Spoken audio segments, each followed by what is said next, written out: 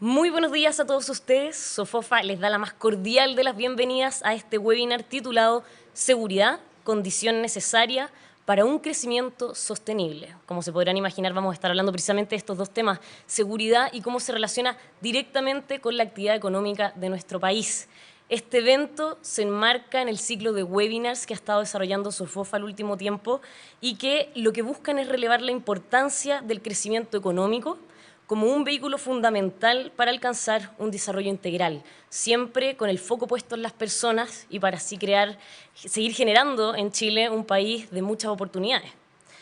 Este encuentro está siendo transmitido por las pantallas de MOL TV y también nos pueden ver a través de nuestro canal de YouTube en @sofofachile. Además, como vamos a estar aquí 1 hora y media conversando de estos temas, vamos a escuchar una exposición, después vamos a tener un panel de expertos. Seguramente muchos de ustedes van a tener algunas consultas y preguntas que nos pueden hacer llegar a preguntas@sofofa.cl y que esperamos poder revisar y que nuestros panelistas puedan además contestar. Antes de seguir, quiero saludar a quienes nos acompañan, para que ustedes también se hagan una idea de quiénes van a estar hoy día con nosotros y por ende, más o menos, podrán anticipar el debate y la conversación que se viene. Saludamos, por supuesto, al presidente de Sofofa, Richard von Appen, al exministro del Interior, Jorge Burgos, al consejero de Sofofa y presidente de la Asociación de Industriales de Arica, quien nos va a acompañar de manera telemática, Eduard Gallardo. También está con nosotros el gobernador de la región de la Araucanía, Luciano Rivas. Está aquí también en Sofofa la doctora en Gobierno y Administración Pública, investigadora de Athena Lab, Pizar Lizana, y nos acompaña también el ex fiscal nacional metropolitano Oriente, Manuel Guerra. Además, por supuesto, quisiera agradecer a nuestros auspiciadores, Caja 18, Otich Sofofa, Cencosud, KPMG y Asociación Chilena de Seguridad. Muchas gracias a todos ellos, por supuesto. Ahora sí, a lo que nos convoca. No quiero perder mucho tiempo antes porque esta conversación va a estar muy entretenida, pero eso sí, para hacer una especie de background, antes de entrar de lleno en nuestro webinar, hay que marcar aquí que el crecimiento económico es el mejor camino para aumentar la calidad de vida de las personas. Pero su importancia pareciera a ratos haber quedado fuera del debate público, justamente en momentos donde el crecimiento, la actividad no están asegurados, todo lo contrario. Por eso mismo, para recuperar esta senda del crecimiento, es imperativo contar con un entorno de seguridad y orden público que permita el desarrollo de las diversas actividades. En este evento vamos a conversar sobre las causas y efectos de la falta de seguridad y orden público sobre las personas, pero también en la actividad empresarial. Y, por supuesto, hablaremos de la importancia de que sea un tema de permanente interés en nuestro país. Con el propósito final de todo esto no es solo aportar al debate, sino que también buscaremos entregar propuestas concretas desde los distintos expertos que nos acompañan, pero también en el sentido de la colaboración público-privada para poder asegurar ambas cosas, seguridad y crecimiento. A continuación dejo con ustedes al presidente de Sofofa, Richard von Appen, que nos dará unas palabras de bienvenida.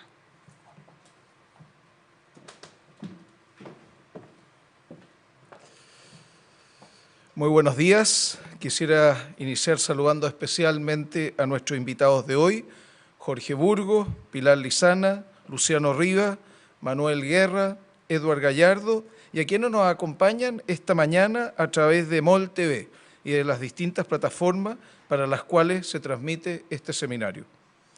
Los problemas asociados a la seguridad y orden público se han tomado la agenda pública de la última década. La última encuesta CEP muestra que la delincuencia es la mayor preocupación de los chilenos y chilenas. Esta preocupación es elocuente con la realidad, pues lamentablemente desde hace un par de años hemos visto un recrudecimiento de la violencia y el crimen organizado en nuestro país. La situación de inseguridad es grave, especialmente para quienes tienen que convivir con ella diariamente, pero también porque afecta a la actividad empresarial, lo que impacta negativamente en la vida de trabajadores, sus familias y las comunidades.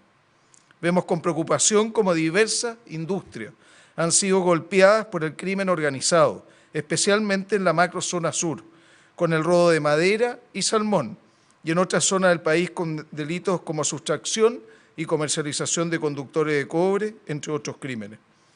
Entendemos que el orden público es una condición necesaria para el progreso y desarrollo de las naciones. Es más, tenemos la absoluta convicción que para retomar la senda del crecimiento económico y lograr que éste sea sostenible, es imperativo restablecer un entorno de paz que resguarde el orden público y permita restaurar las confianzas de la sociedad en forma gradual y paulatina. Este es un tema de la mayor relevancia y fundamental para que logremos poner a las personas en el centro de la actividad empresarial y hacer de Chile un país de oportunidades. Sabemos que retomar este camino no es una tarea sencilla y requiere el esfuerzo de todos. Por lo mismo, esperamos que este seminario pueda aportar a la discusión pública con propuestas e ideas para enfrentar los diversos problemas asociados a la inseguridad de nuestro país y que sea el puntapié inicial para avanzar hacia un crecimiento sostenible. Desde SOFOFA siempre hemos estado y estaremos disponibles para colaborar en esta materia. Así, el 2020 coordinamos una mesa de seguridad que buscaba generar propuestas y colaborar con el Estado para enfrentar los problemas asociados a la inseguridad en el país. En el escenario actual, quiero señalar que estamos disponibles para retomar este trabajo y colaborar con los poderes del Estado en esta materia. Es más, como parte de las 15 propuestas que le entregamos al ministro Mario Marcel y al Gobierno, la primera propuesta es crear una mesa público-privada con participación de diversos órganos del Estado, con foco en coordinación, orden público institucional y seguridad para la actividad productiva que permita enfrentar este grave flagelo presente en nuestro país. Estamos convencidos que el sector empresarial puede hacer un aporte sustantivo en esta materia, pues son las empresas de todos los tamaños quienes enfrentan la criminalidad, especialmente aquella que atenta contra la actividad productiva. Por lo mismo, somos un actor que puede y debe aportar en la búsqueda de soluciones que contribuyan a enfrentar la inseguridad que tanto dolor causa a los chilenos y chilenas. Es importante señalar que el crimen no solo se combate con leyes que tipifican tipos penales específicos. En conjunto con ello se requiere una condena transversal a la violencia, legitimar el actuar de nuestras fuerzas de orden y trabajar en el fortalecimiento de la institucionalidad para hacer más efectiva la persecución, captura y prevención del crimen. Debemos además adaptarnos a los nuevos delitos que diariamente se cometen en el país. Por lo mismo, como parte de la agenda de trabajo que debemos impulsar, es indispensable incluir un análisis de las nuevas técnicas que utilizan los criminales, incluidos aquellas que se hacen por medios digitales, como los ataques cibernéticos o contra la infraestructura crítica, que es sensible para el correcto funcionamiento de nuestra vida como sociedad. Vivir en paz es indispensable para la realización material de las personas. En efecto, sin paz es imposible avanzar en consolidar un Estado más justo, que permita y garantice más derechos y entregue oportunidades. Por lo mismo, la tarea que tenemos por delante es fundamental. Como SOFOFA, tenemos la esperanza de que con coordinación, esfuerzo y voluntad necesaria, podremos avanzar en una agenda que permita retomar el crecimiento sostenible y la cohesión social. Esperamos que más temprano que tarde podamos superar este trago amargo y volvamos a ser reconocidos como un ejemplo en el continente como un país seguro, tanto para las personas como también para el desarrollo de la actividad productiva. Muchas gracias.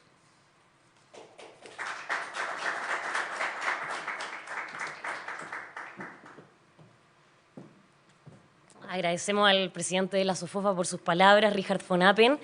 Y ahora voy a dejar con ustedes al expositor principal de este evento. Recuerden que vamos a tener esta exposición y después el panel con los expertos para ir ahondando en cada uno de los temas que el presidente nos mencionaba también.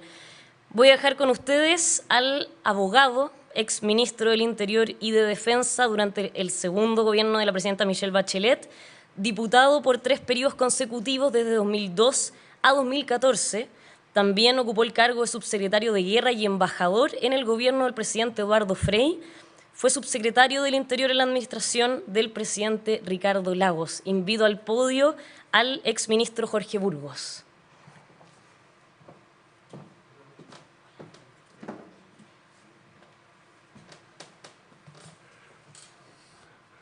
Muchas cosas, muchos años, desgraciadamente es así la ecuación. Bueno, muchas gracias por la invitación a SOFOFA, Richard, a los consejeros que están acá, a Emol TV, a la gente que está en el panel y a las personas que nos están escuchando a través de las redes. Bueno, yo creo que la convocatoria que hace SOFOFA, seguridad y crecimiento económico, más que una pregunta, yo creo que es derechamente una afirmación a esta altura. La seguridad está absolutamente vinculada al crecimiento y al crecimiento sostenible. Por ende, comparto plenamente la afirmación y entiendo que es una condición necesaria, tanto como lo son las certezas jurídicas a la hora de invertir, las reglas jurídicas claras, las políticas tributarias, las políticas justas laborales, la responsabilidad fiscal, el respeto a las instituciones autónomas como el Banco Central, la Fiscalía Nacional, la iniciativa exclusiva del Presidente de la República en materia de gasto público, la autonomía e independencia del Poder Judicial, la justa distribución del poder, el control efectivo de los poderes del Estado. Esas y muchos más forman parte del ambiente, de la norma jurídica, que hacen indispensable o se resultan indispensables para que el país crezca. Por cierto, también la seguridad. Yo estoy seguro que cuando el país recibe no solo inversión doméstica, sino que también inversión extranjera, internacional, uno de los elementos que tienen presentes los inversionistas son las condiciones de seguridad.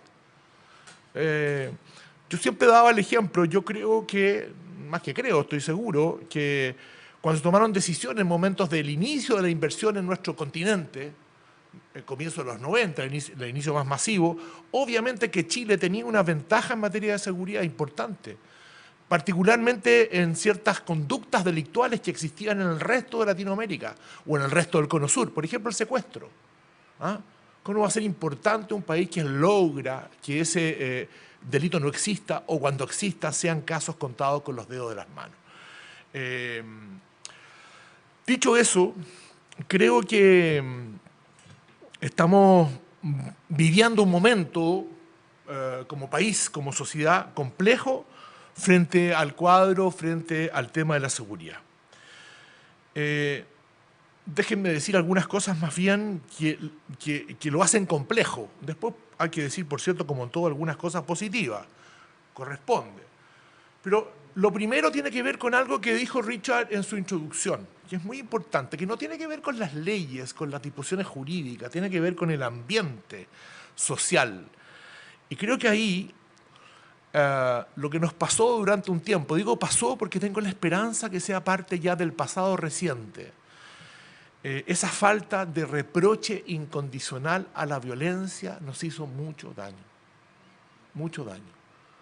Cuando la reacción frente a hechos de violencia, delictuales, tipificables o violencia urbana, desorden público, es de entendimiento, o la primera reacción es de entendimiento, de conmiseración con el ejecutante, de justificación por alguna razón con el hecho de violencia, estamos en un problema como sociedad, un problema grave, porque estamos avalando, justificando la violencia como un medio de acción política.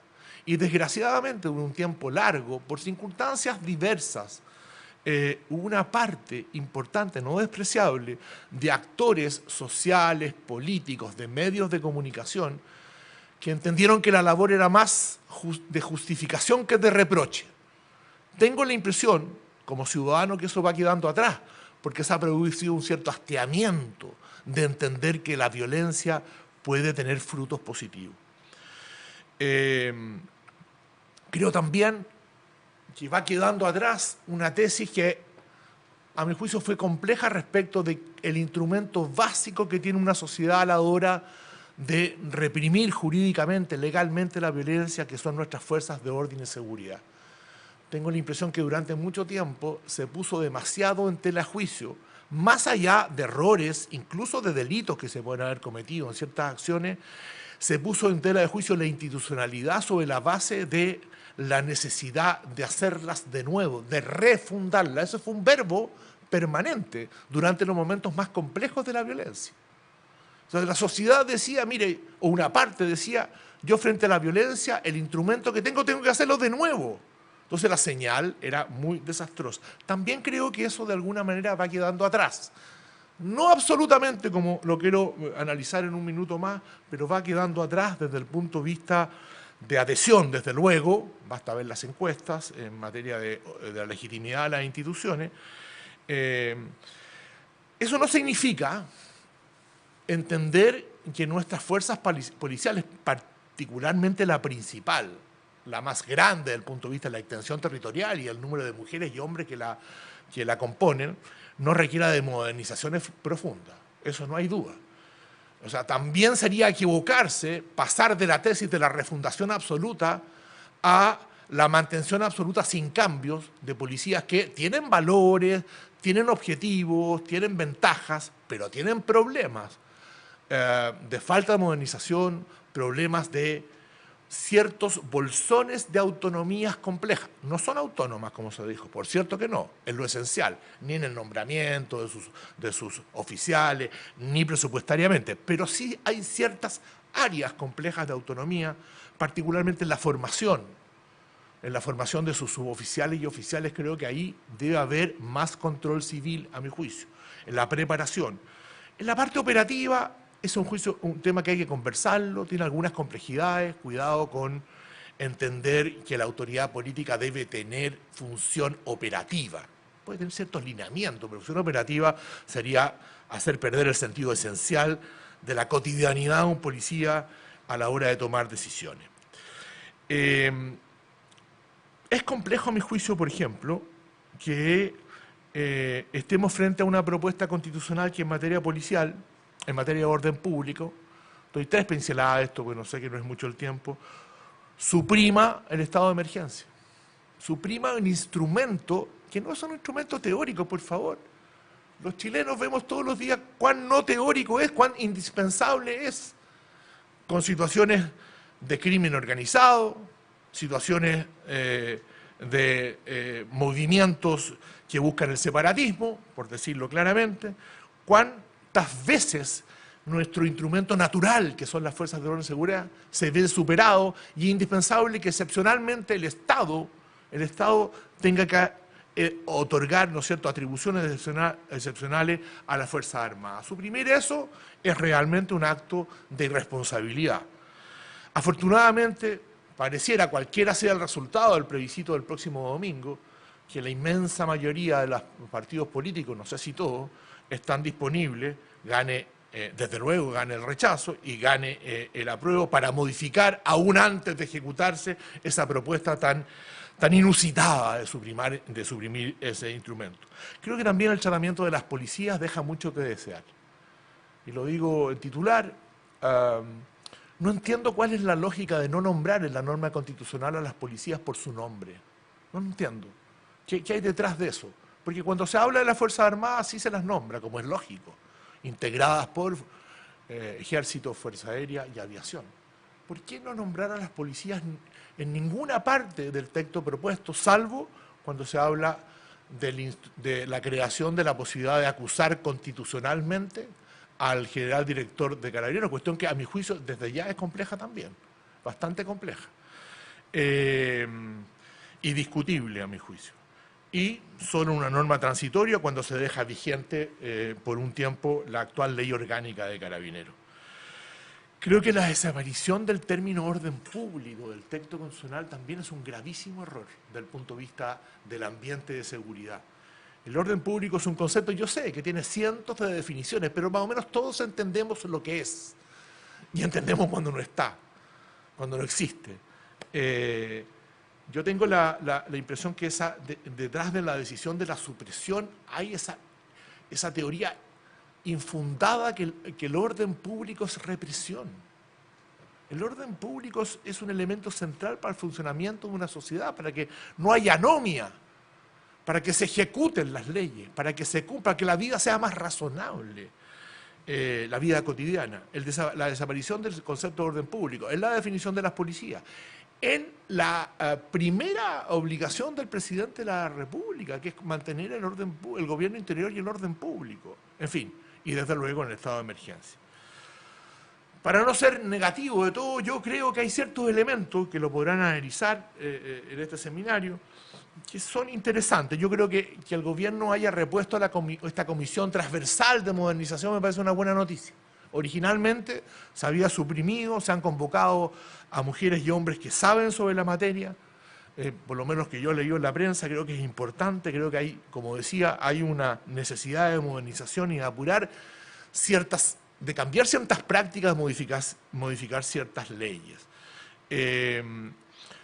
Creo que sí, reconociendo que esto no es solo un tema legal de superación a través de normas legales, sí hay que modernizar ciertas leyes. Me parece positivo que se esté avanzando en la creación de un Ministerio de Seguridad Pública exclusivo, no como un anexo del Ministerio del Interior, que ha terminado siendo lo principal del Ministerio del Interior.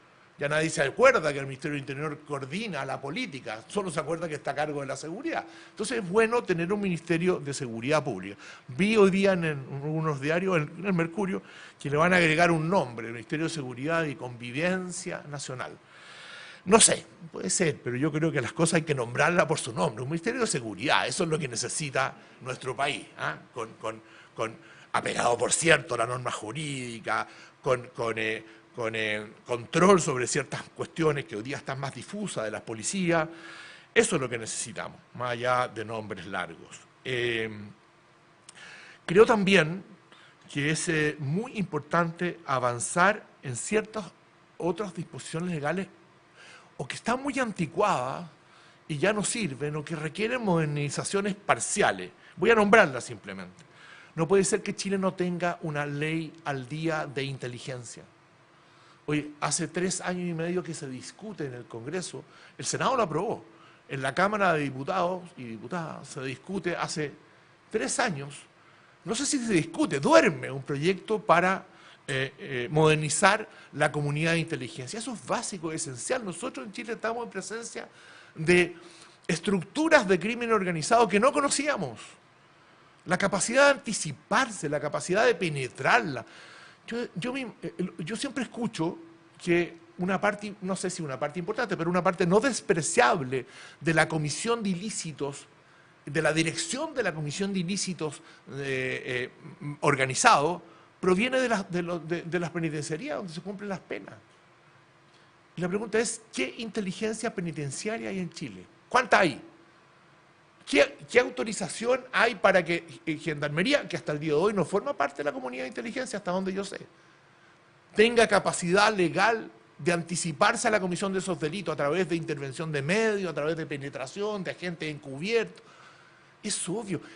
Hay que terminar de esta lógica que de repente cruza esta ausencia de debate de que la inteligencia es sinónimo de régimen autoritario. ¿Pero de dónde han sacado eso? Las grandes democracias lo que tienen son buenas instancias de inteligencia para protegerse del crimen organizado. Creo también que es básico modificar, voy a nombrarlo, pero sería largo, Manuel me va a entender, la ley antiterrorista. La ley antiterrorista es muy anticuada, y anticuada desde el punto de vista de los instrumentos que tiene, y anticuada también respecto de ciertos derechos. Ojo, más que anticuada, peligrosa. Entonces, creo que hay que modificarla. ¿Para qué decir una cosa? Mira, la última vez que yo me metí en este tema, el tema de la vigilancia, de la seguridad privada, que hace muchos años, yo era diputado todavía, hace unos 8 o 9 años, me decían que el número de personas vinculadas a seguridad privada pasaba a las 100.000 personas, las 120.000 personas, el doble que Carabineros y investigaciones. No sé, yo creo que la cifra ha subido sustancialmente, no conozco la última, pero creo que ha subido sustancialmente. Entonces, eso hoy día es una ley anticuada, mal controlada, que yo creo que hay más espacio para atribuciones, hay que ponerla al día.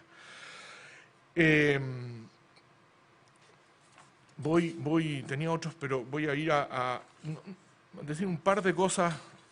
No lo tenía anotado, pero no podría dejar de decir, estando acá la principal autoridad política de la región de la Araucanía, decir algo respecto a lo que está viviendo el país en la macrozona sur.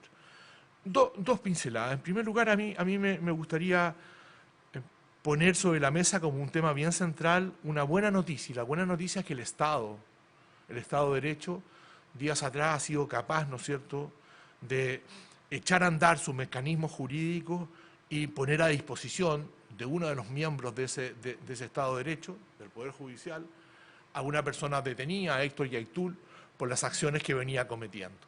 Creo que ha habido una buena actuación del Ministerio Público, que tiene el monopolio de la pretensión sancionatoria. Ha habido una buena actuación, por cierto, del propio gobierno a la hora de, no sé si la palabra apurar, pero hacerse parte de una querella antigua. Me parece que fue una buena señal, tardía, pero buena señal respecto de lo que venía diciendo antes.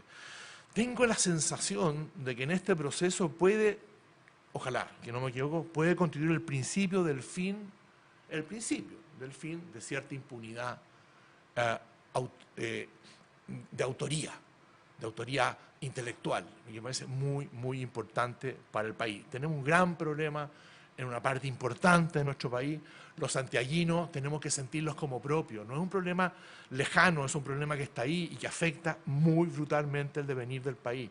Y tenemos que actuar con las armas del Estado de Derecho, actuar con rapidez, sin ninguna señal equívoca. Yo creo que es una buena noticia para el país que lo que esté pasando ahora sea la actuación del aparato del Estado de Derecho, y ya no tengamos que entrar a discutir frases sin sentido, que si las personas que cometen estos delitos tenían el carácter de políticos, de presos políticos.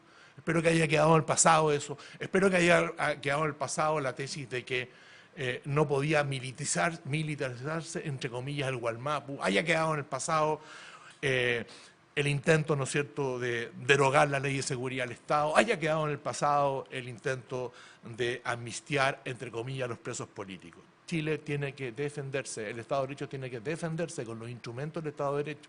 No podemos vivir amenazados, no podemos vivir sin hacer por el riesgo que tenga poder hacer algunas cosas que nos ampara el derecho. Ese es el camino. Yo quisiera, antes de terminar, mostrar algunos cuadros que están ahí, son 2 o 3. El primero es el relativo a la victimización. Ustedes ven que la pregunta es, voy a ponerlo, estoy medio cortadito, lo tengo en mi celular. La pregunta es, quiero pedirle que piense cuidadosamente, le pregunta en la encuesta, esta es de la Fundación Paz Ciudadana, esa fuente es, que piense cuidadosamente los últimos 6 meses, durante ese periodo usted o alguna otra persona de las que viven con usted ha sido víctima de un robo o intento de robo. Ahí está la tasa de victimización, que es alta en general como sociedad. Tuvo una baja importante durante la pandemia. Después de la pandemia, o de la pandemia ya de baja, el último dato que da esta encuesta es que hay un alza. Creo que los datos parciales del 2022 nos podrían terminar indicando, ojalá que me equivoque, que vamos a volver a los porcentajes de victimización bastante altos que tuvimos previo a la pandemia. El segundo cuadro, no sé si lo pueden poner ahí, es el relativo... lo veo yo, ¿no? Hay otro cuadro más que quería poner relativo a las acciones para evitar ser víctima de delito, el tercer cuadro que mandé. Fíjate, Sidor, ¿por qué lo quiero poner? Porque da cuenta, exactamente, acciones para evitar ser víctima en el último año. La pregunta: ¿usted ha realizado alguna de las siguientes acciones para evitar ser víctima delincuencial? 90% de las personas han hecho alguna de las siguientes acciones. Primero, han dejado de salir a ciertas horas, 74% de los encuestados. Han dejado de usar artículos de valor en público, 74% de los encuestados. Han dejado de ir a ciertos lugares, 71%. Han reforzado la seguridad de su casa, 62%. Esto está absolutamente ligado a lo que motiva este interés de SOFOFA por invitarnos a conversar del tema de seguridad. O sea, los chilenos, las chilenas estamos cambiando nuestro modo de vida producto de la inseguridad. Y al cambiar nuestro modo de vida estamos limitando ciertas cuestiones que tienen que ver con el desarrollo natural de una sociedad, el salir, el poder ir a comer a ciertas horas, el poder comprar eventualmente un artículo de cierto valor, el dejar de ir o no ir a ciertos lugares, a parques. Eso yo creo que da cuenta, es un desafío para todos los que están en el tema de la seguridad hoy día, de cómo somos capaces de dejar atrás esta situación. Se me va acabando el tiempo de esta introducción. Yo creo que estamos en presencia de un problema que requiere de grandes acuerdos nacionales, Debemos terminar un poco la lógica de que cuando estoy en la oposición soy crítico de todo. Cuando estoy en el gobierno recibo la oposición brutal de los que están al otro lado del mostrador. Este es un tema que debe traspasar la lógica de los gobiernos de turno y las oposiciones de turno. Hay ciertos elementos centrales que nos convocan a todos. Por eso yo creo que vamos a tener hartas cosas que acelerar, yo espero después del 4 de septiembre en materia de buscar grandes acuerdos, pero también debiera, a mi juicio, haber grandes acuerdos en materia de seguridad, en las leyes pendientes, que las hemos enumerado, en la capacidad de modernizar nuestras policías. Lo dejo hasta acá, muchas gracias por la invitación y espero que esto pueda servir a los muy buenos comentaristas que están invitados, que desde luego son personas que están mucho más al día y en la cotidianidad de la seguridad. Lo mío es más experiencia de una época pretérita. Muchas gracias.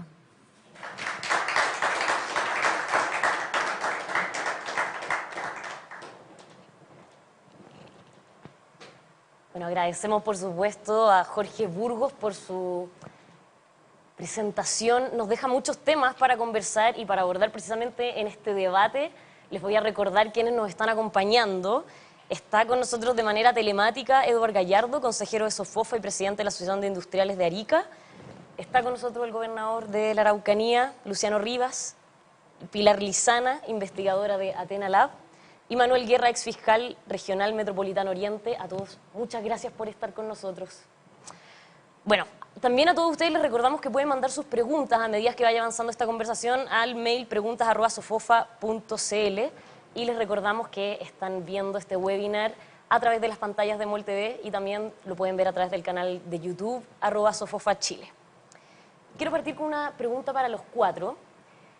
Se entiende que aquí el título de este webinar es Seguridad, una condición necesaria para el desarrollo sostenible, así que tener siempre eso un poco de telón de fondo a medida que vayamos conversando. Pero cada uno desde sus veredas, entendiendo que todos tienen una expertise relacionada a, pero distinta, ¿cuáles dirían hoy que es el principal desafío en materia de seguridad en nuestro país? Y después vamos a entrar de lleno en cada uno de los temas de cada uno, pero ¿cuál dirían que es el principal desafío hoy en nuestro país, gobernador? Bueno, muchas gracias en primer lugar por la invitación, un gusto poder estar el día de hoy acá. Yo creo que viniendo desde la región de la Araucanía, donde claramente tenemos hoy día una crisis de seguridad, donde si no tenemos paz, no tenemos desarrollo, si no tenemos Estado de Derecho, tenemos pocas posibilidades de poder avanzar. Es algo que en la Araucanía lamentablemente hace 25 años ya venimos viviendo. Y cuando uno habla de estos temas, de la necesidad de tener Estado de Derecho firme, donde uno está la posibilidad de tener paz y seguridad, estamos hablando también de un tema súper importante y ahí uno lo vincula un poco a lo que es nuestra visión como país. Lo que estamos resguardando a la larga es la democracia en nuestro país. Y yo creo que ese es un valor en el cual debemos luchar de forma importante. En el caso de la Araucanía, qué duda cabe que llevamos 25 años con una crisis de seguridad que no nos ha dejado poder expresar todo el potencial que tiene una región como la nuestra. Una región que tiene, por un lado, potenciales desde el punto de vista agrícola, una región que tiene una riqueza patrimonial, natural y multicultural que la hacen única. Y tenemos una posibilidad del desarrollo del turismo, por ejemplo. Tenemos una industria forestal que es importante en nuestra región, que aporta con el desarrollo de muchas de las comunas.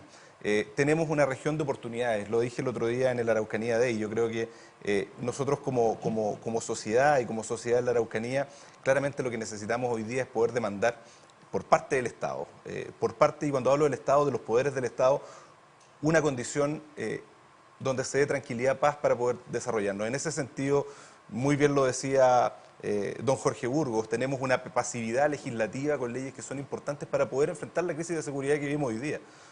Sin lugar a duda, la ley de inteligencia es algo que necesitamos hoy día, necesitamos poder tener la capacidad de adelantarnos y no solamente ser reactivos a lo que estamos viviendo hoy día. Por otra parte, una ley antiterrorista que sigue descansando en el Parlamento. Recién ahora estamos viendo luces de lo que va a ser la ley del robo de madera. La ley de usurpación es otra ley que es muy importante, que hoy día no tenemos resuelto para poder avanzar en cuerpo legal. ¿Y qué es lo que nos lleva a esto? Es una región donde tenemos un 3% de justicia, podríamos decir, de imputados por los más de 4.000 atentados que ya han ocurrido durante los últimos 25 años. O sea, aquí estamos hablando en la región de la Araucanía, estamos hablando de un 97% de impunidad. Y esos son datos que son muy duros para una zona como la nuestra. Yo hablo de la Araucanía, pero esto es una situación que también se vive en la provincia de Arauco, en la región de los ríos y también se ha podido expresar en los lagos. Entonces, un poco la visión de seguridad es la base, es la clave para poder tener un desarrollo armónico, un crecimiento. Yo lo hablo de la experiencia desde la Araucanía, pero esto es un sentir que está en la región metropolitana, que lo escucho también por los gobernadores del norte, con la crisis migratoria, por la crisis de seguridad que ya existe. Entonces, la seguridad, sin lugar a dudas, es el problema más importante que hoy día tiene el país y creo que el desafío como sociedad de poder articular soluciones que sean concretas, reales, tiene que ver con todos los actores que hoy día estamos incluidos, y ahí hablo del Estado, hablo de los gobernadores regionales, y por sobre todo lo que es tan importante es poder escuchar la voz, en este caso del sur, la voz de las regiones. Nosotros hicimos un ejercicio importante, hicimos nuestra consulta Araucanía, donde 145.000 personas se expresaron referente al estado de excepción para la Araucanía. 82% de estas personas dijeron que querían que se renovara. Gracias a esto, el Parlamento lo renueva 9 veces en el gobierno del presidente Piñera, y hoy día seguimos con un estado de excepción, con un apellido acotado, que yo creo que no es lo correcto, pero seguimos con un estado de excepción que es importante y que algo de tranquilidad da en nuestra zona. Obviamente no lo es todo, aquí necesitamos otro tipo de herramientas, pero es un avance. Manuel, el gobernador menciona esta sensación de impunidad y siempre pensando en que le quiero consultar cuál es el mayor desafío desde su expertise en torno a seguridad pública en este caso, pero está esta sensación de impunidad, la gente siente que finalmente no se hace justicia o que cuando se persigue y se atrapan a los responsables inmediatamente quedan libres. Eso existe. Desde su experiencia, ¿de qué forma puede contribuir el Ministerio Público entonces a que lo anterior no siga ocurriendo, o al menos que la sensación no sea esa en nuestro país?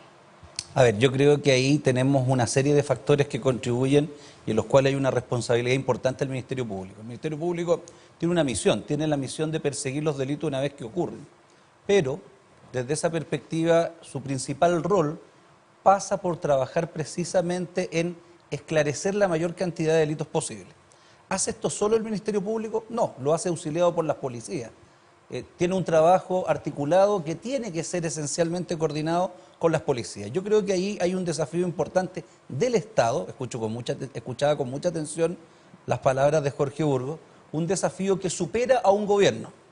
Y yo creo que el gran problema que tenemos en Chile desde hace ya 25 años, como decía el gobernador Rivas, es que en cada gobierno la oposición respectiva apuesta al fracaso del gobierno en sus políticas de seguridad. Y esto ha sido porque le hemos dado un carácter de política pública de gobierno y no de una visión de estados. Las sociedades modernas, más desarrolladas, excluyen este tema del debate contingente político. Normalmente no está en la contingencia política porque se entiende que es un problema que afecta a toda la sociedad. Entonces, para mí el primer desafío es convencernos, primero que nada, de que tenemos un problema grave que afecta a las condiciones de desarrollo de las personas y su calidad de vida. Yo creo que ahí es importante ver cómo, a fuerza de los porfiados hechos, por decirlo de alguna forma, al día de hoy pareciera ser que inclusive aquellos actores que eran más refractarios con tomar medidas en materia de seguridad que fueran eficientes, están tomando nota de aquello. Y luego, derechamente, pasa por dotar de legislación adecuada para disminuir la brecha de impunidad. Y pongo un ejemplo concreto a propósito del tema de la macrozona sur, pero yo creo que excede la macrozona sur, es un tema que tiene que ver, también tuvo que ver mucho con lo que ocurría en Santiago en su momento con los bombazos. Nuestra ley de conductas terroristas, la 18.314, que ya tiene muchos años, y a que hacía referencia el exministro Burgos, es una ley que, por ejemplo, no contempla la posibilidad de tener agentes encubiertos, agentes reveladores o informantes en los términos que sí contempla la ley de droga y que inclusive contempla el Código Procesal Penal para delitos de menor entidad como los robos. No estoy diciendo que los robos no sean importantes, me parece bien que lo haya en esa materia, que lo haya en delitos sexuales, que lo haya sin duda en la ley de droga. Pero resulta increíble que a estas alturas la ley de conductas terroristas, que supone perseguir organizaciones criminales que están profundamente estructuradas, que disimulan su acción, que actúan camufladas, no sean infiltrables de acuerdo a la ley. Eso la verdad que es un despropósito. Y creo que tiene que ver esencialmente con ciertos prejuicios de antigua data respecto de no llamar las cosas por su nombre. En Chile tenemos un escenario de violencia fuerte y los actores políticos no pueden tener tolerancia alguna a este escenario. Por ende, el rol del Ministerio Público es perseguir, tiene que contar con las herramientas legales y tiene que también coordinarse mejor con las policías. Y ese es el desafío, con un liderazgo serio. Yo espero que ahora que se avecina un proceso de elección de fiscal nacional, se permite elegir a una persona que ejerce un efectivo liderazgo para coordinar la acción del Ministerio Público y trabajar en disminuir la brecha de impunidad. Eso es del Ministerio Público. El tema de las penas y su forma de cumplimiento, que sin duda también es un elemento relevante, pasa por modificaciones legales. En Chile somos expertos en que cuando ocurre un hecho contingente se aumentan penas, pero luego no existe la agudeza legislativa como para asegurar que en definitiva esas penas se cumplan efectivamente y generen el efecto disuasivo que pretende generar una pena. En ese sentido yo creo que tenemos problemas serios. Y lo otro, y con esto termino, hay que terminar con la pusilanimidad frente a la violencia. Me explico. Hemos tenido episodios en el pasado. Yo recuerdo, hace varios años atrás, en el primer gobierno del presidente Piñera, huelga de hambre de presos, de autodenominados presos políticos por la causa mapuche. En paralelo, procesos por ley de conductas terroristas en la zona de Arauco, que inclusive afectaron a un fiscal del Ministerio Público con un ataque efectuado por personas que ligadas al señor Yaitul. ¿Qué ocurrió en ese momento? Se negoció con esas personas rebajas de penas y formas de cumplimiento distintos. Y en definitiva, el compromiso, ¿cuál fue el gobierno? Retirar el calificativo de conductas terroristas. En esto no puede haber tolerancia alguna.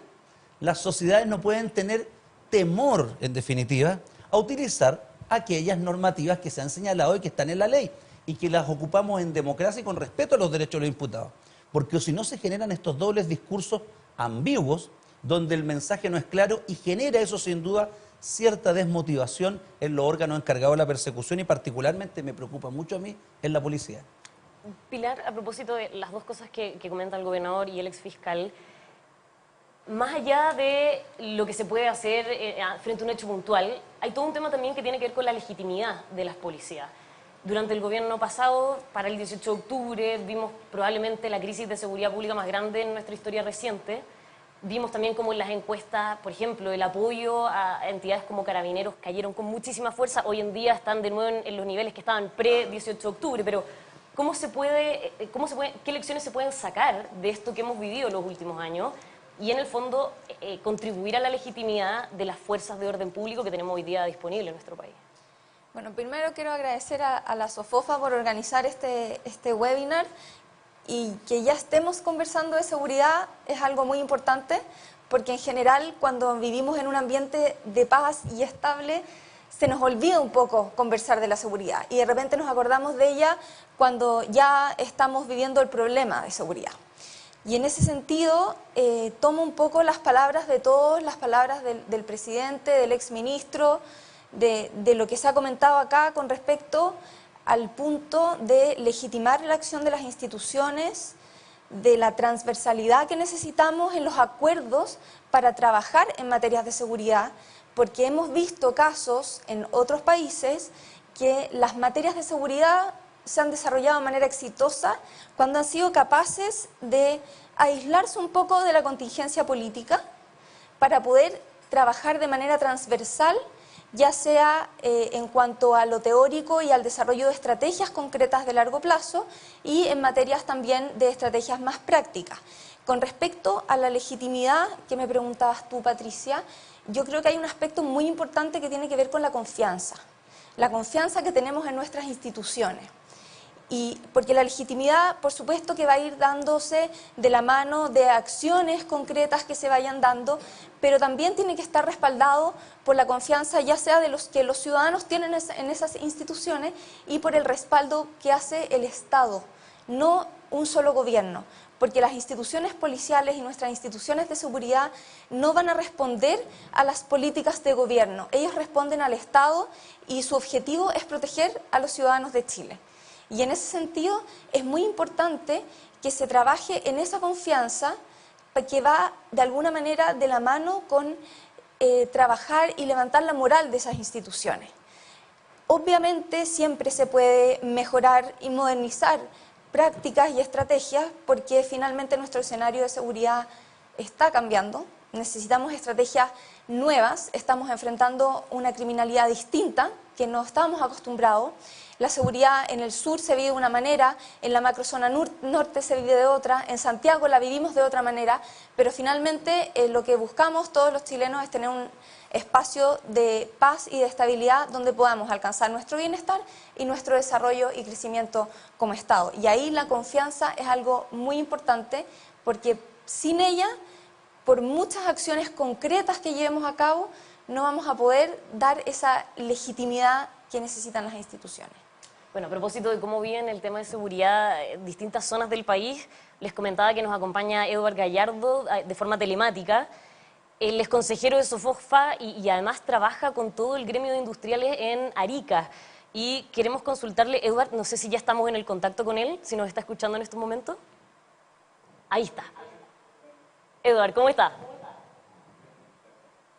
Eduard, a propósito de lo que estamos conversando, quería consultarle cómo han enfrentado la situación de seguridad en la región de Arica y Parinacota, pensando todo lo que ha sucedido el último tiempo, la migración, los niveles de victimización y también la sensación de inseguridad en el norte del país. Hoy día están en niveles que no se habían visto nunca antes, también los hechos de violencia.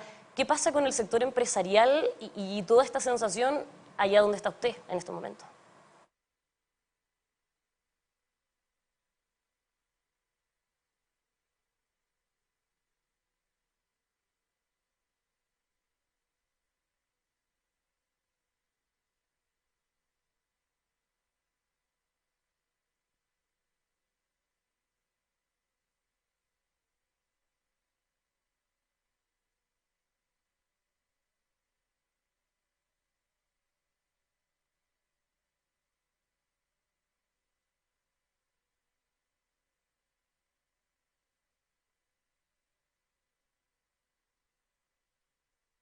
El origen, porque todo ariqueño tenía el concepto hasta hace muy poco tiempo que vivía en una ciudad, en una región segura.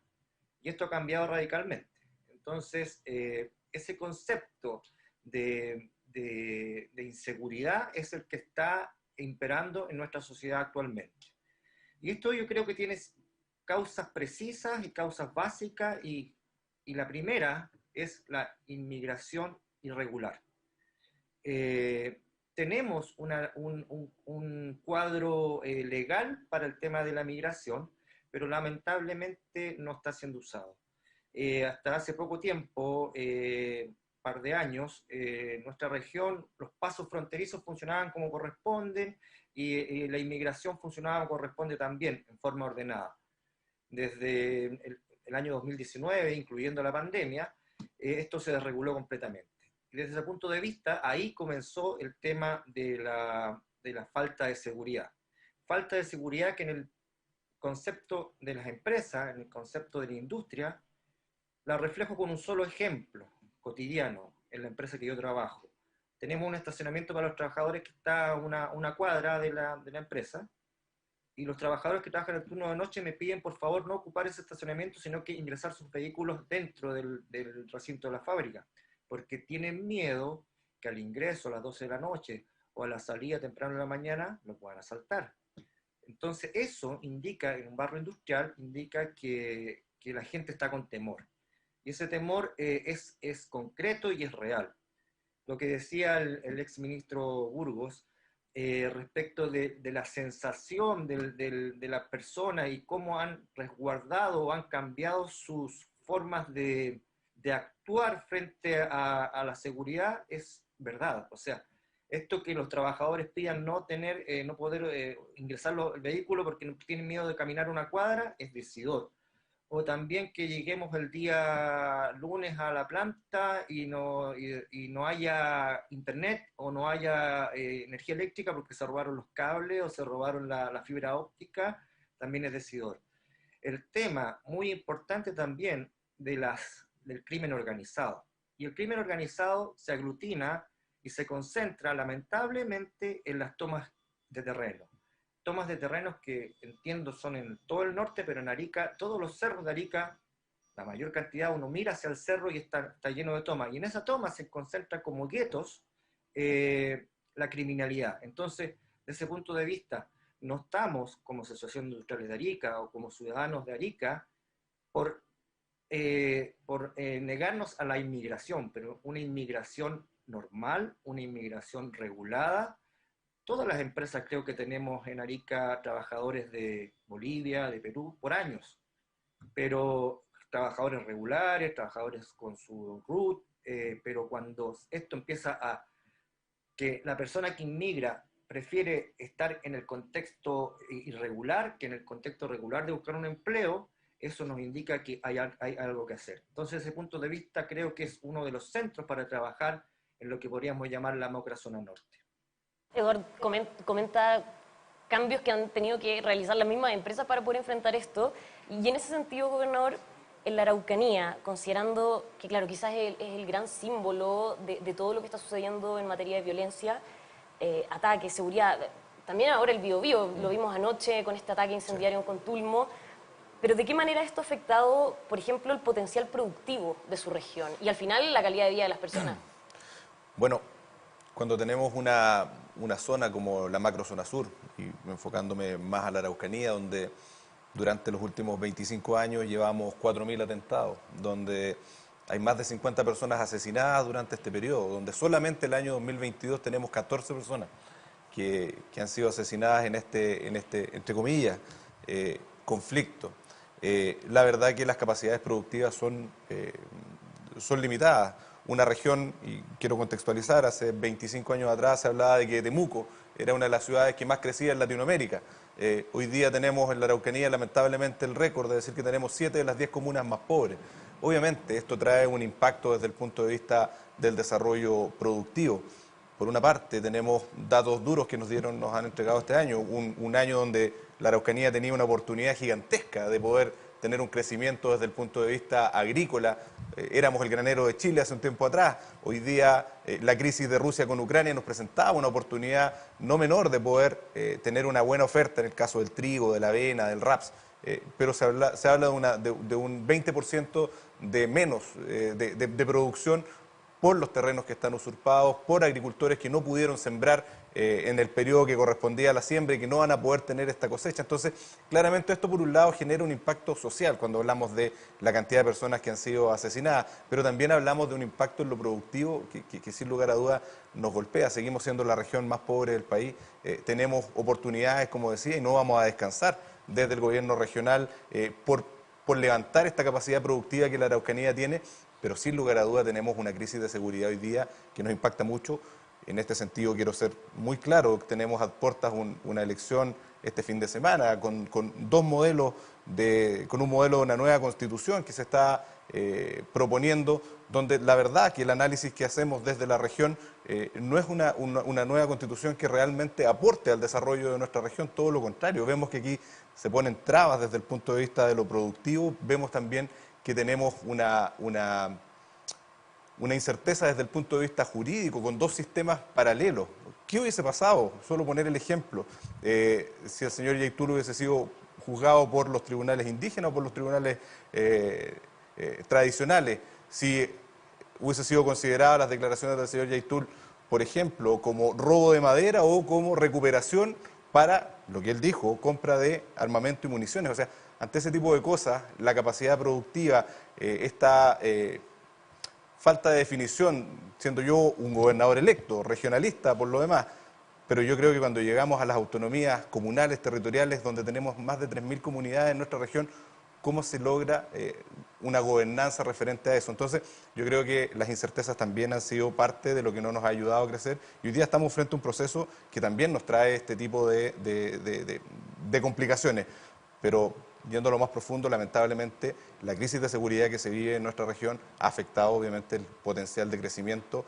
Cuando hay momentos muy duros nos pasa, quienes tenemos familia acá en Santiago, o sea, después de cada atentado, cuando la familia tiene que ir a Santiago, a uno le preguntan en qué estado están las carreteras, si se puede transitar libremente. O sea, eso es algo que se ha instaurado. Yo siempre digo, la región de la Araucanía tiene 32 comunas. Aquí no es que la Araucanía esté incendiada por todos lados, pero tenemos focos que son muy complejos y tenemos una falta de Estado en esos sectores que necesitamos que se pueda corregir. El exministro Burgos lo mencionaba en su exposición, esto de los vaivenes que ha tenido el gobierno, los giros respecto a declaraciones iniciales, que además los últimos días, sobre todo después de la detención de Yaitul, han tomado otro tono. Él mencionaba que esperaba que se mantuviera el tono actual, pero considerando que ya van casi 5 meses, o ya están los 5 meses, si no me equivoco, de gobierno, Manuel, ¿qué opina, mejor dicho, de las medidas impulsadas por esta administración respecto al tema de la seguridad pública, hasta ahora, lo que llevamos? A ver, yo creo que comenzamos con un gobierno que tiene o que tenía una visión bastante complaciente frente al delito, esto hay que decirlo en forma bien directa, y que inclusive justificaba o amparaba ciertas acciones, de partida aquellas que provenían del estallido social. Recordemos que se impulsó un proyecto de ley y se dijo derechamente que ese proyecto de ley destinado a indultar, que era una amnistía en definitiva, eliminada delito y pena de los llamados presos de la revuelta, sin tener claridad de cuántos eran, por qué delito estaban, pero era un anuncio más bien político, tenía que ver con hacer un punto político. Así comenzó el gobierno. Después esto, al día de hoy, desapareció la agenda, y obvio que desaparezca cuando el principal problema es la seguridad y tenemos elecciones el domingo. Sería dispararse al pie derechamente el sostener eso al día de hoy. Pero si a eso le sumamos, por ejemplo, que pocos meses atrás, ya en medio de la crisis, se buscaba solucionar el problema de la violencia, y aquí en esta medida yo estoy completamente en contra, lo digo abiertamente, el prohibirle a los ciudadanos ejercer el derecho a la tenencia de un arma en su casa, me parece que es un profundo error. Yo creo que el sistema de la ley de control de armas requiere modificaciones, y esencialmente las modificaciones están dadas por, primero que nada, los requisitos para poseer un arma, segundo, el control y la fiscalización para que esas armas estén en el lugar adecuado, pero en ningún caso impedirle a las personas que cuenten con esto como un elemento de defensa. Pienso en la Araucanía, yo no soy de la zona, pero la conozco bastante. Pienso en localidades de las comunas de Ercilla, de Renaico, de lo que acaba de ocurrir ahora, de hecho, en Contulmo, o de lo que ocurrió en Quilleco días atrás, en la región del Biobío, la provincia del Biobío precisamente. Las personas que viven ahí no viven al lado de Carabineros, viven en comunidades que están aisladas. Lo mínimo para defender la integridad de su propiedad es contar con la posibilidad de defenderse. No se trata de armar a la ciudadanía, pero al menos asegurarle ese derecho. Entonces, cuando el mensaje, por un lado, es vamos a fortalecer la seguridad, pero por otra parte, estoy disminuyendo o estoy poniendo trabas para utilizar los instrumentos que la ley legítimamente otorga, me parece que es un profundo error. De igual modo, me parece que es un profundo error en esta agenda apostar por estos estados de excepción acotados. Los países no tienen que tener vergüenza ni ruborizarse cuando pasan situaciones que son de grave alteración al orden público en determinados lugares. Cuando eso ocurre, en todas las sociedades democráticas se aplican estados de excepción, que tienen esa característica, son excepcionales. No es la idea acostumbrarse a vivir así, pero a problemas graves, soluciones complejas. Y además, tiene que entender este gobierno y el que sea, que aquí hay dos tipos de derecho penal, por decirlo de alguna forma. Está el derecho penal común, para atacar el delito común cometido por la delincuencia habitual, y está el derecho penal especial para perseguir lo que es el crimen organizado. Y eso pasa por generar instrumentos y herramientas eficaces. Porque, ojo, yo no saco, mire, le voy a decir algo, yo no saco nada con crear al día de hoy solamente agentes encubiertos, si la primera pregunta es, ¿tenemos el personal policial preparado, adecuado para ejecutar esos labores? ¿Tenemos la tecnología necesaria para trabajar remotamente en terrenos tan amplios como son los de la Araucanía, o la región de los Ríos, o la provincia del Biobío, o la provincia de Arauco? La verdad que creo que no. Entonces, esto pasa por la construcción de un acuerdo de seguridad y romper ciertos prejuicios. Noto que la agenda del gobierno promueve un discurso que uno no puede estar en contra, pero creo que es bastante ingenuo cuando pensamos en las herramientas concretas que se deben utilizar para frenar la escalada de violencia, y las cosas tienen que decirse por su nombre. En el norte, estado de excepción constitucional urgentísimo, las cifras que decía el representante de la Asociación de Industriales de Arica creo que es categórico. Y esto viene así hace 20 años. Yo fui fiscal regional de Tarapacá antes de ser de la zona oriente, y lo que le digo, Tarapacá, Arica y Antofagasta son zonas rojas preocupantes que el Estado ha abandonado y que, ojo, son fronterizas, tienen una importancia geopolítica y económica además fundamental. Tenemos la minera a 5 kilómetros de Bolivia, la minera Doña Inés de Coyahuasi y Quebrada Blanca, están en la frontera. Y ahí hay delitos graves muchas veces. Si el Estado no reacciona en su conjunto para proteger aquellas actividades que generan progreso, la verdad que creo que el problema se va a ir acrecentando. Y si el Estado es permisivo con la acción de la violencia y siempre va a estar tratando con un guante blanco a la delincuencia y no llamando las cosas por su nombre, créame que en definitiva se afecta a la sociedad. Y hay un tema que nunca he entendido, ese sector que al día de hoy nos gobierna, y no lo digo peyorativamente, nunca he entendido que a quien más afecta la violencia y la delincuencia es a la gente más pobre que dice o que aspira a representar.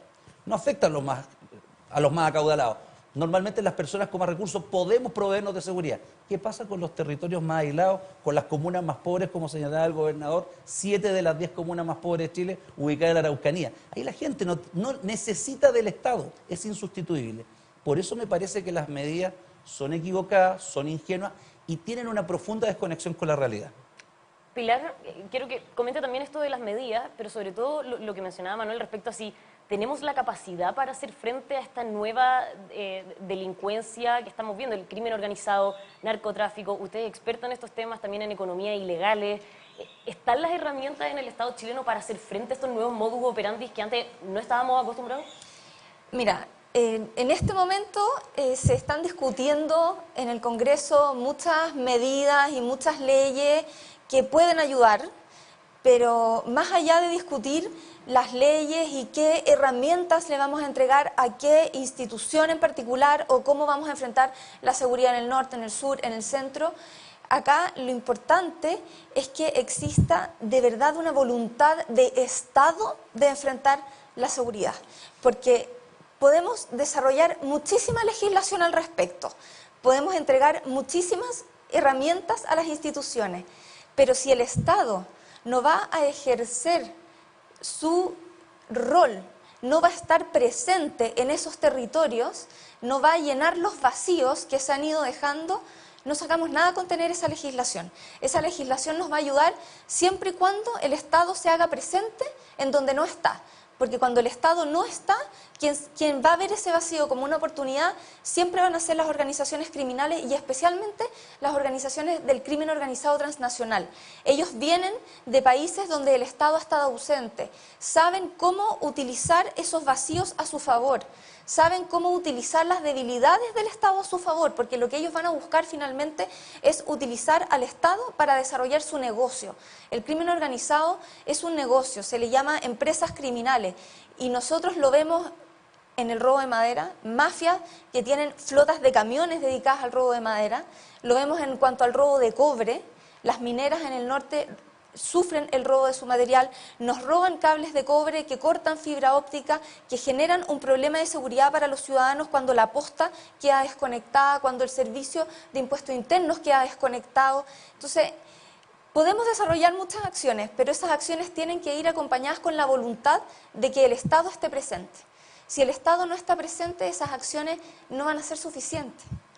Y en ese sentido, es muy importante la transversalidad de la que hemos conversado, porque no es el gobierno de hoy día ni el gobierno de ayer, somos todos los que tenemos que aportar y contribuir un granito de arena desde nuestro lugar para que vayamos construyendo un entorno estable donde podamos alcanzar realmente el bienestar y el desarrollo.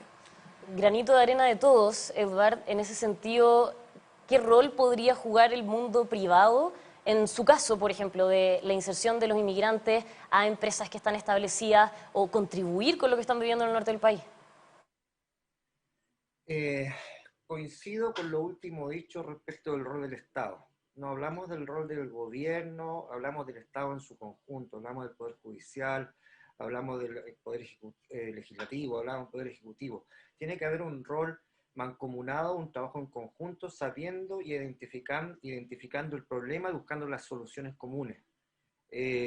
Tenemos que ponernos de acuerdo. Esto no resiste más. Por el lado sur, el tema de, yo llamaría terrorismo de frente, no le pondría otro nombre, y en la macrozona norte yo le llamaría crimen organizado desde el punto de vista del narco. Entonces, ese punto de vista, ¿qué podemos hacer nosotros como empresa? ¿Qué podemos hacer nosotros como industria? Podemos hacer mucho, pero tenemos que tener la colaboración de las entidades del Estado. Y esas se hacen para crear leyes o facilitar, por ejemplo, que la gente que viene de inmigrante y quiera trabajar, pueda facilitarse que pueda trabajar, que puedan llegar, tener un provisorio, que las empresas las puedan contratar, que las empresas no se vean obligadas a que si pasa algo, cometan algún delito, tienen que llevar a esa persona y toda la familia de vuelta al lugar de origen, porque es una limitante respecto de la contratación. Entonces, desde ese punto de vista, la empresa puede hacer mucho, la empresa contrata a inmigrantes, pero inmigrantes, como decía, que vienen a trabajar como los chilenos acá. No quiero, digamos, estigmatizar al inmigrante, porque yo creo que la mayoría viene a trabajar, a desarrollar. Yo vivo cerca de la frontera, en la región de Arica y Parinacota, veo las familias que vienen con niños, agarrando maletas, atravesando el desierto, y de verdad no creo que vengan porque quieren de frentón venir a delinquir. Ellos vienen a buscar su sustento, vienen a buscar un porvenir, vienen a desarrollar lamentablemente lo que no han podido hacer en sus países de origen por el nivel de Estado que tienen. Entonces, desde ese punto de vista, a ellos hay que proteger también. A ellos también hay que protegerlos de la delincuencia, porque algunas veces quedan presos de estas redes de delincuencia. Entonces, ojo con el tema, vuelvo a recalcar el tema de las tomas de terreno. En las tomas de terreno se están creando guetos, se están concentrando al crimen organizado. Y el crimen organizado que bajo la fuerza o bajo el favor de poder contribuir a estas familias que están desprotegidas económicamente, van creando un círculo, van creando una de protección para seguir delinquiendo. Escucho audio en WhatsApp, nosotros todos tenemos grupos de WhatsApp de distintos, de pequeñas empresas, de un montón de cosas, de audios de amenaza, ya de algún tipo de crimen organizado hacia las empresas, hacia los dueños de las empresas, para obtener beneficio económico. De lo contrario pueden verse vulnerados a su familia o a sus empresas. Entonces eso no puede ser. Tenemos que normalizar la convivencia, el esparcimiento, el poder caminar tranquilo por la playa, en la región de Arica y Parinacota, y no normalizar el que tengamos que estar escondidos en nuestras casas y protegidos con un arma en el velador por si pasa algo. Llenarnos de cámaras en las casas, llenarnos de cámaras en las empresas, eso no es normal. Que el trabajador tenga miedo de salir del trabajo y cerrar todos los seguros del auto para llegar bien a su casa. Entonces, desde ese punto de vista, una de los factores que yo digo es normalizar y facilitar que el inmigrante que quiere pueda obtener un empleo que le permita su sustento. Entonces, desde ese punto de vista. Y lo otro, el dotar de más poder a las fuerzas de orden y seguridad, carabineros, PDI. Yo creo que en vez de fortalecerlos, en este último tiempo lo hemos debilitado. Yo creo que el carabinero, siento que sale a su jornada laboral, porque es un trabajador más, sale a su jornada laboral con dos miedos. Uno, con el miedo de si va a volver a su casa o no por algún acto violento, y el otro miedo es si va a seguir perteneciendo a la institución al final del día, porque en su actuar pueden de alguna manera acusarlo de algún exceso, algo. Hay que estar frente al hecho de violencia para saber cómo se actúa o no se actúa. Entonces hay que apoyar a la institución de Carabineros, a la institución de PDI, y también concuerdo reforzarla con el uso de herramientas de excepción, como puede ser una ley de un estado de excepción. Eso. Bueno, gobernador, aquí todos coinciden en que se necesita un acuerdo de Estado, una especie de compromiso país para avanzar en el tema de la seguridad. Es muy frustrante estar en su vereda en estos momentos, viendo cómo usted ha impulsado conversaciones, ha sido crítico, por ejemplo, el estado de excepción acotado, pero los hechos de violencia siguen ocurriendo. Sí, a ver, yo creo que más que frustrante, yo creo que nos presenta un tremendo desafío la región de la Araucanía, en mi caso. Creo que, se lo dije al presidente de la República en su momento, la Araucanía y la macrozona sur hoy día no están para mezquindades políticas. Yo creo que, como bien planteaba Patricia, aquí los acuerdos son importantes, estos acuerdos tienen que venir de parte del Estado. Nosotros hemos hecho ejercicios importantes en la región.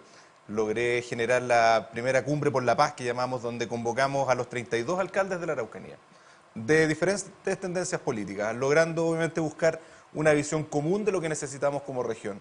Y desde el alcalde de más izquierda al alcalde más cercano al Partido Republicano, la verdad que tuvimos una visión común que el tema de seguridad excede a cualquier diferencia política y que la situación que estamos viviendo hoy día en la Araucanía es así. Yo creo, en ese sentido, Patricia, que aquí lo que necesitamos es un acuerdo transversal como Estado. Ayer estuvimos junto al gobernador Rodrigo Díaz en la Comisión de Criminalidad. Justo nos toca el tema, mientras estábamos en la comisión, cuando le hacen el atentado a la familia Grolmus, de un molino que además es patrimonio de la historia. O sea, estas cosas no tienen ningún tipo de justificación, son absolutamente repudiadas por la ciudadanía en la Araucanía, en la región del Biobío, y esto ya no tiene colores políticos. Yo creo que aquí los acuerdos los podemos incluso liderar desde la región, sin lugar a duda. Hoy día esta posibilidad de que las regiones tengan sus autoridades electas nos genera una fuerza que es distinta, un respaldo ciudadano que es distinto para poder liderar este tipo de procesos. Yo no me frustro con estas cosas, yo la verdad que para mí son un desafío enorme. Yo vengo del mundo privado, yo era dirigente gremial hasta 13 meses atrás o 2 años atrás, y la verdad que este desafío a mí me llena de esperanza. Creo que la región de la Araucanía es una región de oportunidades, que tiene un tremendo potencial, y no unos pocos, como bien decía Eduard, no unos pocos que hoy día en la región de la Araucanía ejercen el terrorismo y también el crimen organizado. El robo de madera es crimen organizado, el narcotráfico que está metido en la Araucanía es crimen organizado, pero hoy día tenemos una crisis de seguridad que está con grupos terroristas. Yo valoro mucho que se haya detenido a Héctor Yaitul, pero creo que esta tiene que ser la primera parte de este hilo, donde se tienen que empezar a desarticular las diferentes redes que están operando en nuestra región. No tengo dudas que si la región de la Araucanía logra destrabar estos nudos que nos entrega el terrorismo, nosotros vamos a ser una región que va a poder crecer sin lugar a dudas y con un potencial enorme. Pero esto requiere acuerdos transversales, y la invitación que siempre hago a este gobierno, incluso al gobierno anterior, que era el gobierno, mi gobierno, creo que aquí tenemos que buscar soluciones que sean un poquito más amplias y no quedarnos ni con la mirada centralista desde Santiago, ni solamente con lo de la región, si esto es un acuerdo transversal. El Parlamento es clave, el Poder Judicial es clave, el Ministerio Público es clave, la sociedad civil es clave, los gremios empresariales son claves, que han llevado una tremenda tarea que ha sido visibilizar lo que está pasando en la Araucanía, y no solamente desde el punto de vista de la empresa, sino que visibilizar qué está pasando con los miles de trabajadores que día a día salen a trabajar y que llegan aterrados a sus casas, qué pasa con estas familias del conductor del camión, que, como bien decía Eduardo, no sabe si van a llegar o no van a llegar a sus casas. Lo mismo que pasa con Carabineros, necesitamos respaldo político a nuestras Fuerzas Armadas y a Carabineros. Los estados de excepción acotados no nos sirven, y por sobre todo, como le digo, aquí esto está sobre una discusión de política partidista. Esto es una visión de Estado, y los problemas en la región se van a resolver con un acuerdo que tiene que llegar entre todos. Me gustaría ahondar en un punto que mencionaba, y a propósito de su pasado, el rol de los gremios, las empresas en todo esto. Bueno, los gremios en la región de la Araucanía, yo fui presidente de la multigremial durante 2 periodos, y creo que uno de los trabajos principales que realizamos fue, uno, levantar y que se pudiera conocer aquí en Santiago realmente lo que estaba pasando. El exministro Burgos fue una persona que participó mucho en la región de la Araucanía, y yo valoro eso, y esto también habla de la transversalidad, de que no es un tema de opiniones políticas. Y esta visión los gremios la han logrado traer a Santiago, y así como estamos mostrando esta necesidad de seguridad que tenemos, también estamos mostrando los gremios están mostrando la región de oportunidades. Y la Araucanía es una región que no está hecha por grandes empresas, es una región que está hecha por emprendimiento regional, por gente local que ha logrado avanzar y que ha logrado hacer crecer esta región, pero que todavía nos falta mucho en el punto de vista de seguridad. Ahí los gremios han sido clave. Yo creo que el trabajo que realizan cada uno en sus sectores, tenemos desde el rubro salmonero, 2 de cada 3 salmones nacen en la Araucanía, la agricultura, el sector turismo, el sector industrial, el sector forestal, los transportes, etcétera, cada uno ha aportado con su grano de arena. 1, colocando los temas a nivel nacional, y 2, generando las condiciones para que la región vaya produciendo. Claramente el sector privado es clave, no hay crecimiento en ninguna zona si no tenemos un sector, gremios fuertes, empresas fuertes, colaborando obviamente con un trabajo mancomunado con el Estado para poder salir adelante. Manuel, hablábamos del crimen organizado, y aquí una de las formas de quizás poder encontrarlo o dar con los cabecillas de alguna de estas bandas es básicamente siguiendo la ruta del dinero.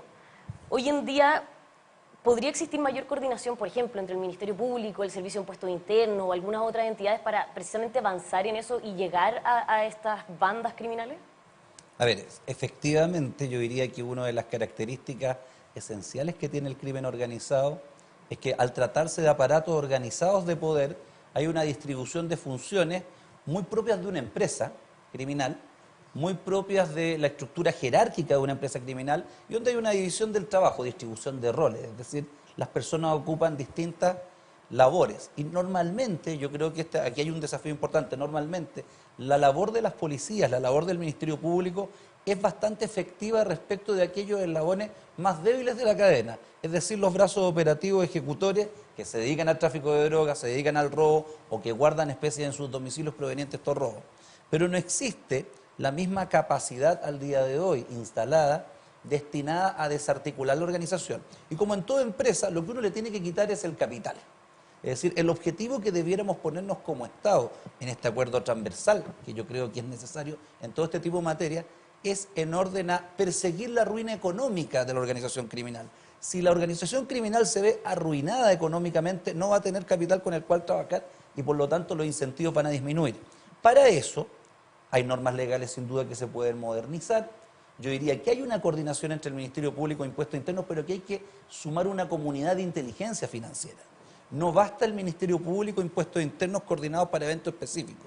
Significa desarrollar inteligencia financiera en el tiempo. Y ahí juega un rol esencial en lo relativo a lo que es el manejo de los activos provenientes de los delitos en Chile, la Unidad de Análisis Financiero. La UAF en Chile es el organismo encargado de detectar y de reportar operaciones sospechosas, operaciones en efectivo relevantes que puedan dar luces de que hay un proceder inadecuado. Se ocupa mucho en el tráfico de drogas, se ocupa mucho en el delito común, hay que llevarlo a estas estructuras de naturaleza distinta. Segundo lugar, la pertenencia a organismos multilaterales en materia de inteligencia financiera.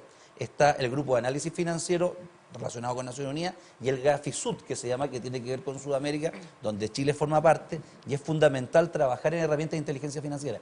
Yo incorporaría un actor relevante que en todo este tema relativo a la adquisición ilegal de armas de fuego juega un rol fundamental, así como en otras materias, como el Servicio Nacional de Aduana. Se nos olvida el Servicio Nacional de Aduana, y el rol del Servicio Nacional de Aduana en lo que es el control de las importaciones y exportaciones desde Chile es fundamental, con un nivel además de avance tecnológico muy grande, porque las operaciones son en su mayoría electrónicas. Si uno logra integrar esto en una comunidad de inteligencia que tiene que pensarse más allá de la inteligencia policial y trascender hacia una inteligencia también financiera para atacar estos eslabones, creo que podemos ser eficientes y ahí hay un gran desafío por avanzar, porque como le digo, si uno logra capturar el capital y genera ciertas medidas legales como la extinción de dominio, esto quiere decir el que los bienes provenientes de este tipo de ilícitos se pierdan del patrimonio de estas personas, como ocurre en algunas otras sociedades, creo que podemos ser bastante más exitosos de lo que somos y podemos atacar de raíz el problema. De lo contrario, nos vamos a seguir quedando con tomar detenidos estos eslabones más débiles, que son los más tontos, los más torpes, los más visibles, los menos relevantes, y los cabecillas van a seguir funcionando y la organización utiliza a esas personas como fusibles.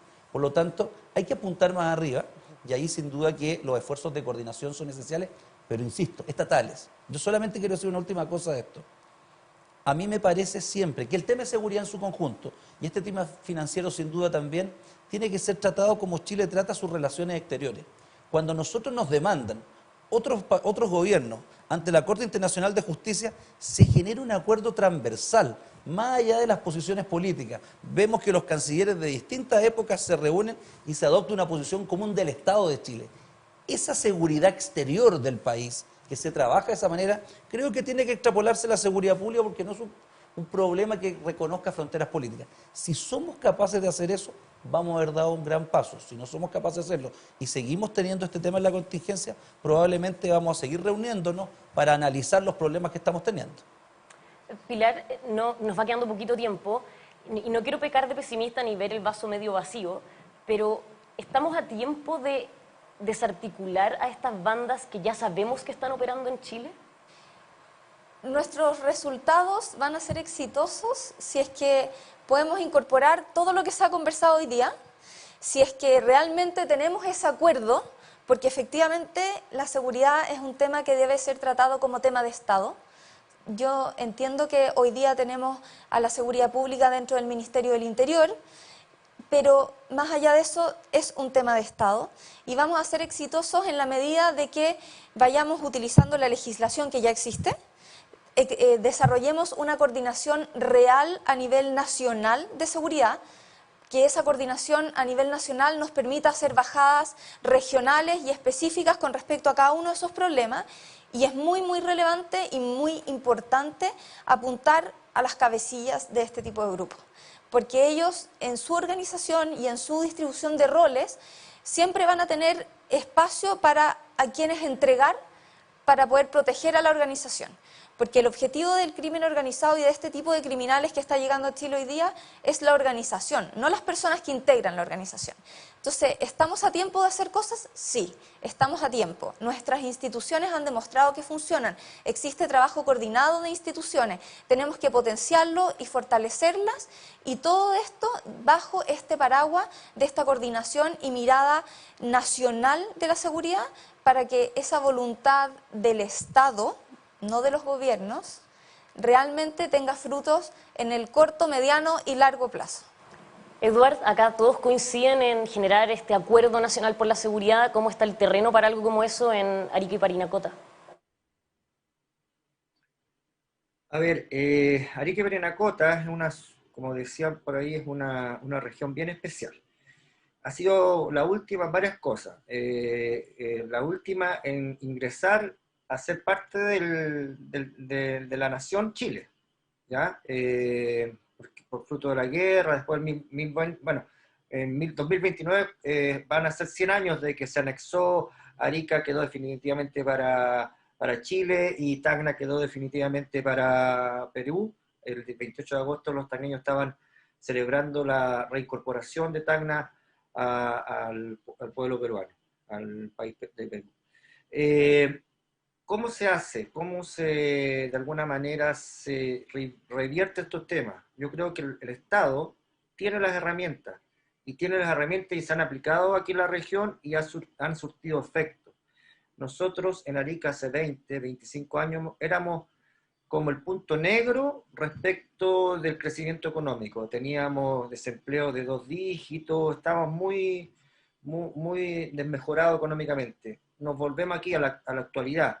Durante incluso la pandemia, y durante harto tiempo antes de la pandemia, teníamos un desempleo por debajo de la media nacional. ¿Qué se hizo entre medio? Se dictaron políticas de Estado. Y esas políticas de Estado no las hizo solamente el gobierno los dos gobiernos del presidente Piñera o los dos gobiernos de la presidenta Bachelet, se hizo un conjunto. Yo siempre digo que se crece, se tiene que crecer, tenemos que pedir siempre exigirle a un gobierno crecimiento económico, pero también hay que darle tiempo para que lo hagan, con un horizonte en que todo se avanza un poquito, poquito, poquito. Les voy a mencionar súper corto las leyes que han hecho que Arica esté en este momento en las condiciones, para mí, optimistas. Que seamos región, la primera. No éramos región, éramos provincia de Tarapacá. El plan especial presidencial de zonas extremas que permite inversión saltándose un poquito o anidando un poquito el tema de la rentabilidad social. Una política de Estado instaurada por la presidenta Bachelet. La ley de zonas extremas, que da facilidades tributarias muy buenas para la inversión, y que fue dictada en 2013 bajo el gobierno del presidente Piñera. ¿Por qué no ahora hacemos una política de Estado fuerte respecto de la ley de migraciones? Que la macrozona norte, que es por donde ingresa la migración desde los países del norte, podamos tener unas leyes especiales en que podamos contratar trabajadores extranjeros, podamos regularizarlo con mayor facilidad, y ahí ya vamos a ir identificando, vamos a un poquito identificar o separar la paja del trigo. Yo trabajo en molinos, así que sé muy bien separar la paja del trigo. Entonces, ese punto de vista, separémosla y quedémonos con la gente que quiere venir a trabajar, y esa paja que no corresponde hay que sacarla de acá, hay que mandarla para donde corresponda, porque no vienen a hacer nada bueno. Pero un llamado Quería también- entonces ahí también a generar este acuerdo nacional.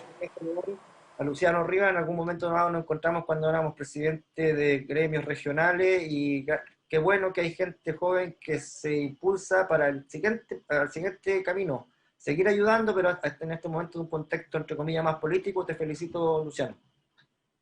Se nos acaba el tiempo del webinar, así que quiero cerrar un poco quedándonos con este llamado que creo que interpreto bien de parte de todos ustedes, un llamado a las autoridades a generar un acuerdo, quizás no con los cancilleres, sino que con los exministros de Interior. Podríamos ver al exministro Ayo Burgos también haciendo algo al respecto en el sentido de avanzar juntos como Estado, como país, en esta dirección para enfrentar lo que nos toca vivir. Gobernador, Pilar, Manuel, Edward, muchísimas gracias por habernos acompañado hoy día. Gracias. A todos ustedes, saludos. muchísimas gracias por habernos acompañado y por supuesto les estaremos informando de futuros webinars de SOFOFA en estos ciclos.